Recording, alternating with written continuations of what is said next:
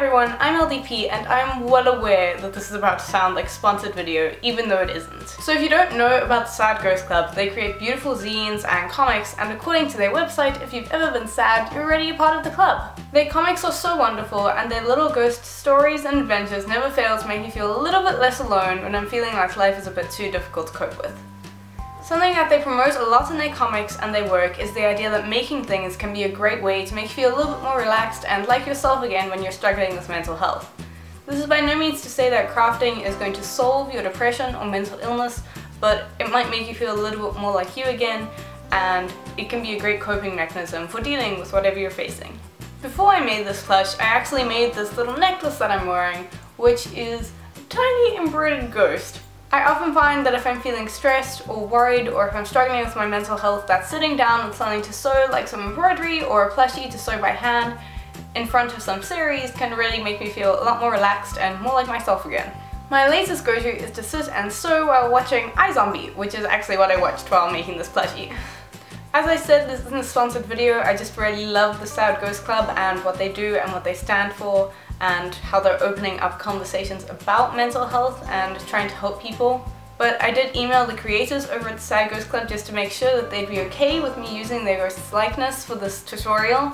And they were so nice and kind and so willing to share their creativity, and that probably made me love them even more, if that was possible. The Sad Ghost Club also has an online store where they sell their zines and prints and other lovely merch, so I will link that down below, along with their YouTube channel, which is also just filled with lovely creative things that make me feel better, so hopefully they'll make you feel better too. All of that will be in the description box below so that you can find them. Anyway, without any more rambling, here is how to make your very own Sad Ghost plush. Start by drawing a simple ghost shape on a piece of paper. Add details like eyes and some writing if you want to add a little quote on your plush.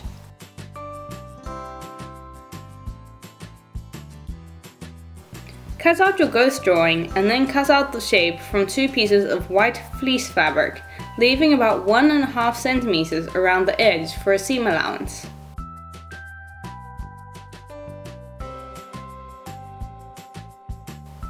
Cut out 2 eyes from black felt and stitch them on using a back stitch, and then use some embroidery thread to stitch on a little mouth.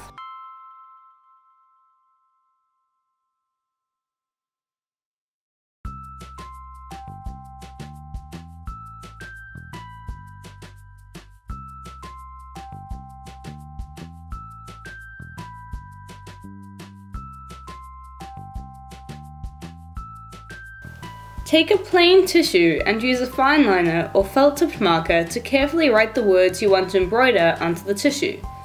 I find that writing the text I want to embroider onto a tissue makes it easier to plan out spacing for the words, and if I mess it up, I can just throw it away and redo it on another tissue. Once the ink is dried, pin the tissue onto the fabric and use embroidery thread to stitch over the words.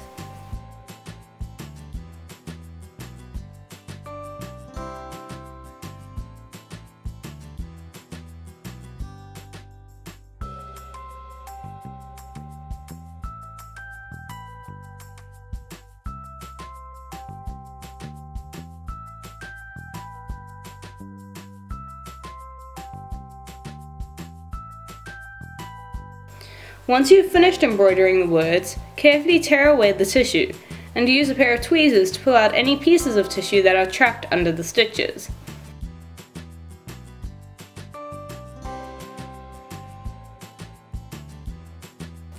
Iron the embroidered area flat, and then pin the 2 ghost pieces together with the right sides facing.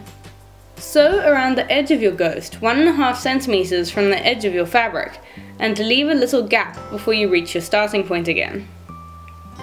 Trim off the remaining threads and trim down the seam allowance to make your ghost easier to turn.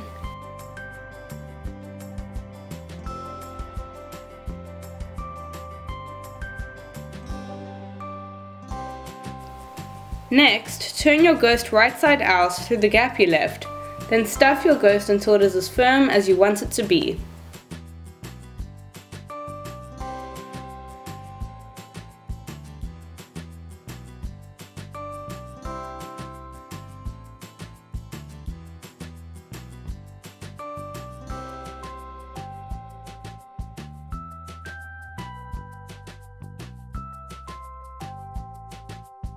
When the ghost is stuffed, stitch the opening closed.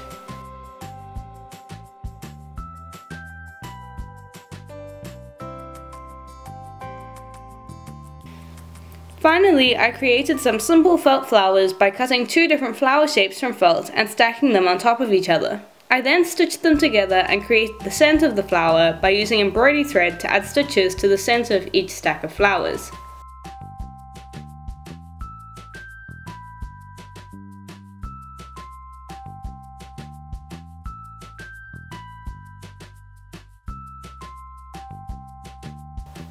I created leaves by cutting these little shapes from green felt and then folding each side of the non-pointed edge into the middle and stitching them down.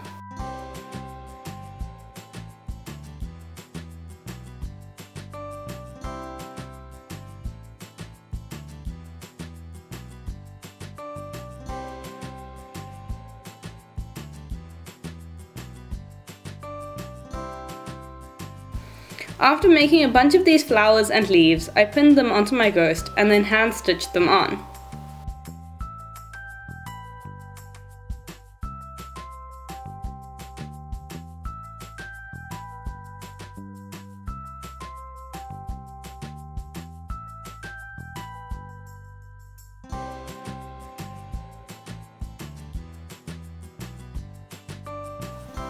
After you've added your flowers and leaves, your sad ghost friend is complete.